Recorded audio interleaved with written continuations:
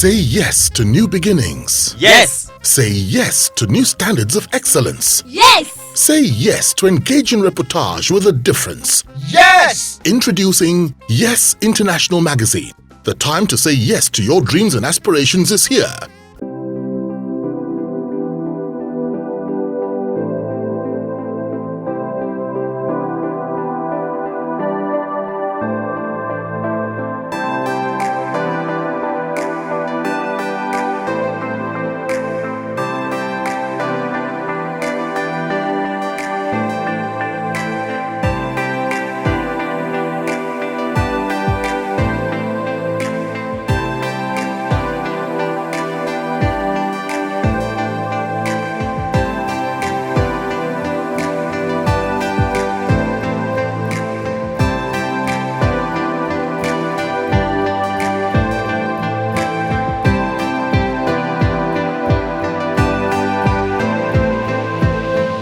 Tonight is Mr. Tunde Adewale.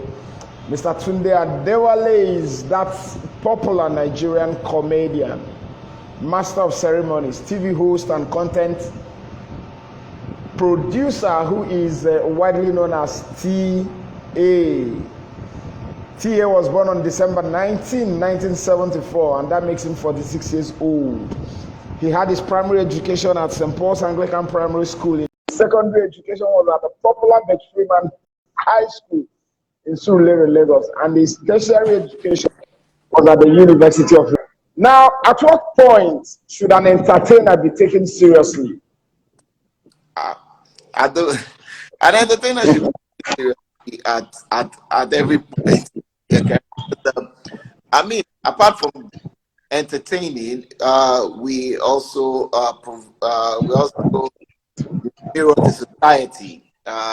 We are like the watchdog of the society. We know what's going on where, and we try and build out of it.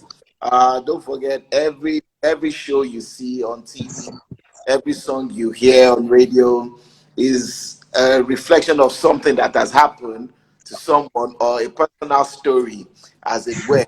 So, creatives, creators, entertainers, generally they are like voice of the society. So we should.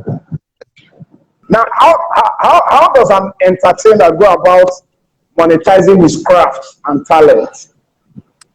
Okay, I mean, the beautiful thing is that I mean, without sounding like a Methuselah. Now, this is my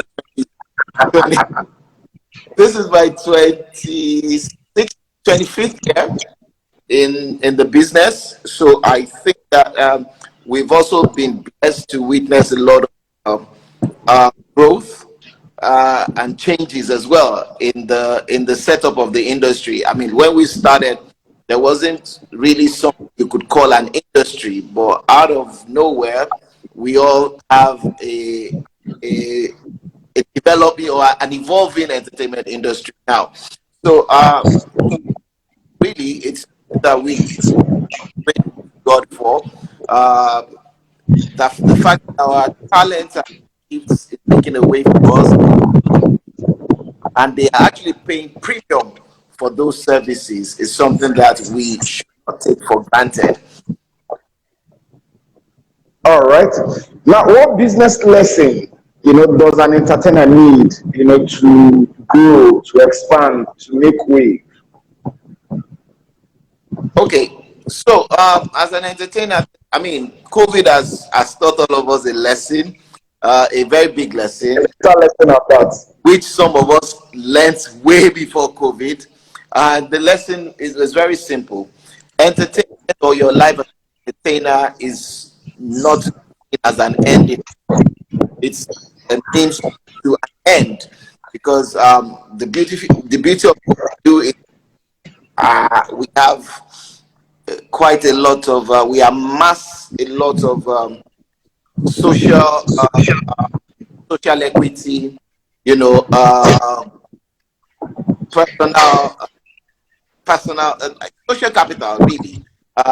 There's a lot of brand equity. There's a lot of brand capital that we build to relationships that we've built.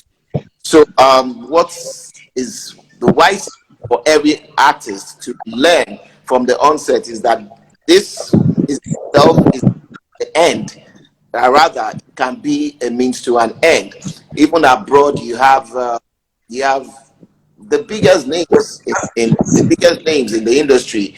They do not sustain their entire career based on their act.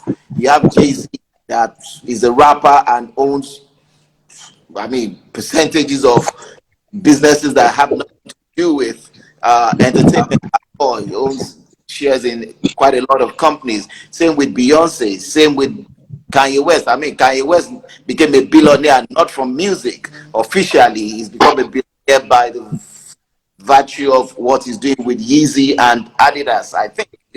So, as entertainers as well,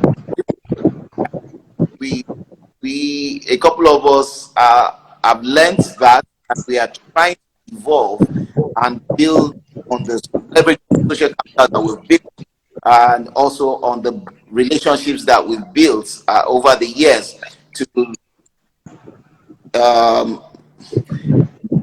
people say diversify. It's not in Nigeria, but I see it as diversifying. Rather, I see it as creating multiple streams of opportunity for ourselves. So that is the preferred way to go. Before COVID, I've been doing so many other things outside of entertainment, and it's been great. So COVID hitting was just, an action call to probably focus more on those things that we're doing outside of anything, yes, and grow them into proper businesses. Same way we've built the entertainment brand into what it is now. So that's my advice for every entertainer or would-be entertainer out there. Once you start making a name, once you start making money, you also need to start leveraging on those relationships and that brand.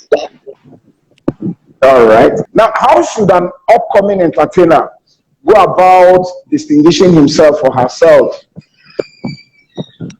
I mean, we all have to pay our dues some way or the other, but I mean, you read a lot and you watch a lot of professionals in the industry. Like when we were starting up, we used to watch a lot of Eddie Murphy, a lot of Bill Cosby. I mean, pioneers in the game, people who were doing what they wanted to do, who were already big names and who were also, sort of diversifying and doing the kind of over the kind of lengthy career that we want to have. So we've also studied them, and I would advise any upcoming creative, not just comedian, entertainer, to study people who have had successful careers over a lengthy period of time, and they will be able to pick out one or two things from the careers of these people, just observing them. It's not, mentorship is not just like when you sit at someone's feet. I mean, some of us have mentors we have never met and probably would never meet, just by following their work and appreciating what they're doing and trying to follow the principles that have gotten them to where they are. So I believe personally that Rome was not built in a day, and any shortcut, for me is a no cut. We all believe in working smart. We believe in working smart and not working hard. But the bottom line is that there's work to be done. You must do the work first. Wow. To have a taste of success, Yeah. as an entertainer, what must one do? To have what? A taste of success, to succeed. Yes. What must one do? Yes. I mean, succeeding in entertainment for me is basically like succeeding in life.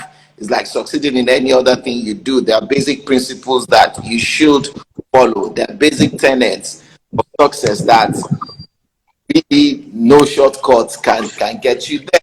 What are some of the basic? Hard work is one of them. You must be ready to do the work. Whether you are working hard, you are working smart, you're working hardly smart, or you're working smart hard. You know, the Smartly work hard. has to anyone Has to be. it has to be done. That's first. Obviously, the talent has to be there, but like we always say, now talent can never ever be enough. But there's a whole lot of things that talent optimized. When you put other factors like right, branding, packaging, marketing, identifying your market. Some people play to markets. It's okay if you want to. There are so many ways to make a million. The other one person, you sell one product to 10 people at 100,000, or you can sell one product to 100 people and make your 1 million. It's how you want to you see your brand and how you want to grow. Um, discipline discipline gets us in a lot of mess as entertainers. Being a particular kind of brand that you're building also help. And most importantly, for me, I believe having uh, a very good relationship with people, industry, and even outside of it is also key, because where Yoruba people say, "Ibitese olede enurumade," that's like where you can't get to, where your feet can't get to, mouth will get there. So you in the industry, people vouching for people in the industry. Why? It's because of those good characters, good qualities that you need in you as a performer. So, and the same thing with business generally. People know you as a person of integrity. They trust you to do business with you. People know you as a person of it. They trust you to handle. They trust you. You will not disappoint, no matter what it is. So, like I said, some of the very basic principles in everyday business is also required in entertainment. Interesting. Interesting. Now, what must an entertainer do? What is the first thing that an entertainer is supposed to do after being contracted for any job or something? Okay, so it's funny because this particular question, I get it a lot, and I think it's in the first chapter of my upcoming book, Life of an MC, and I wrote extensively on it actually, and one of the things I said is that people get it wrong that when you're booked for the payment, the alert is the ultimate. No, the alert is not the ultimate. People think that when you're paid for an event, the performance itself is the ultimate. No, the performance is not the ultimate. The most important thing for any entertainer is the brief. It is the brief. You get clarity as you do it. The profile of the clients. The brief will tell you the profile of the guests that are coming. I mean, sometimes you have fantastic, funny materials that you want to do at an event, but when you get there, you find out that the profile of the audience does not warrant those materials. Yet when you go to a brief, even as mundane as what you are wearing to the event, is also dictated largely by the brief. How do you appear at the event? How do you speak at the? So the brief for me, for every professional, is most important. It's like the cost of that day that you are meant to live by. So I think I'm not sure how many pages, but I really dwelled on this on my in my upcoming book. All right. Now, how does a comedian know what joke to tell at an event and what joke not to tell at an event? I just answered your question with the previous question. It's all about the brief. What is the brief saying? Who are the people that are there? What's the nature of the event? Is it a corporate event? Is it a private event? If corporate or private event, what is the tone of the event? How do they want the event? Do they want a lively kind of event? want a sober kind of event, or do they want an hybrid type of event? They bring that. And sometimes even the clients don't understand or know precisely what direction they go. Is when you to the clients that you guys now together come out with free on the direction that the event goes. So when you get proper direction according to the brief, you can now tailor your materials, your performance along that side. If I'm in a church event, if I'm in a church event, that as funny as my boyfriend and girlfriend jokes are, I can't do them in a church event. If I'm doing an 80th birthday, I cannot talk about what happened last night at the club. It's as simple as that. If I'm doing a brand event, maybe for an alcoholic beverage, I should not be talking about jokes about church. I should not be talking about religion. It's those little tiny details that I really makes it. All right. So, what are the elements of a good joke? Elements of a good joke, they're very simple. The setup, delivery, and then the punchline.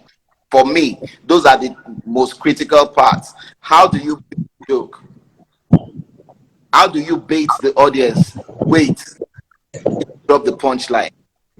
Sometimes when the setup is good, how you know that a comedian has done his research on a particular material and it has the audience palm of his hand, is when he starts with the setup and he's building the joke and everywhere is quiet before he gets to the point part. All right. That is how you know that, okay, you have the audience eating out of the palms of your hand. That's how you know that they are listening to you. So by the time you have that silence and you drop the punchline, everybody erupts. Erupts in the ball of laughter. That's it. All right. So, what are the qualities of a good comedian? We can go on and on about qualities of a good comedian, but the holy grail of a good comedian, the number one quality of a good comedian has to be spontaneity. You have to possess the to speak and think on your feet. Because sometimes you have an event, you prepare certain materials, and as the event goes, there are so many other materials that are popping that you are seeing that you can use on the spot. You end up even hosting an entire event without using all of the materials you prepared by just being spontaneous. A lot of materials right there. This is the moment, the banter with the, and then everybody is following you because they are creating material on the spot. So spontaneity is like is the key. All right.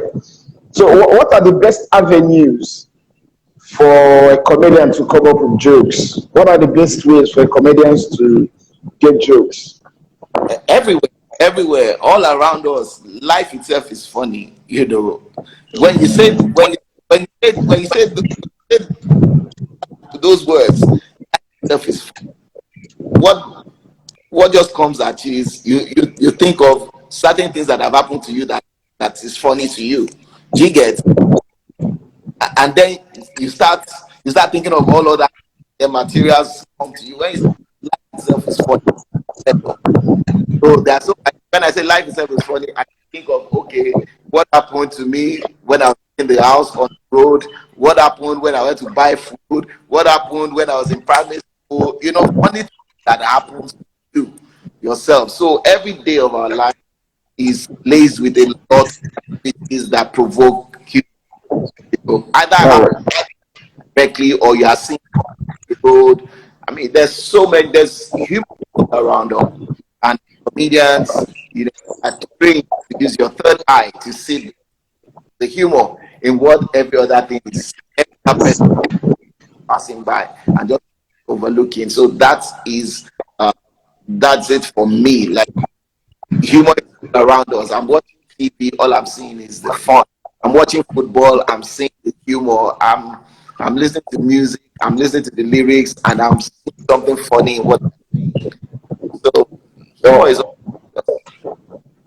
All right. How, in coming up with jokes, how does a comedian determine which one will be funny and which one will not?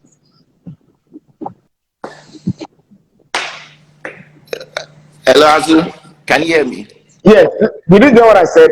I said, in coming up with your jokes, how does a comedian know which joke will be funny and which one will not be funny before coming to share those jokes with the audience? Okay, so we have this thing that we do as comedians.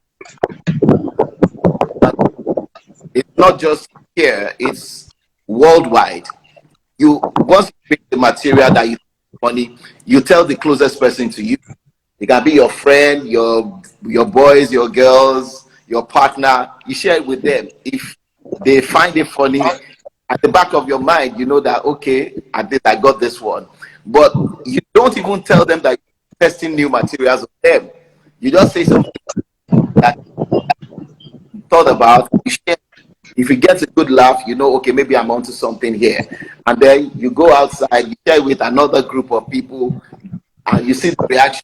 It tells you, okay, let me add this to it, let me remove that. Sometimes it takes you like 4, 5, 6 months to build a particular joke, because you are always changing things there according to the reactions that you are getting from people, until the material becomes perfect.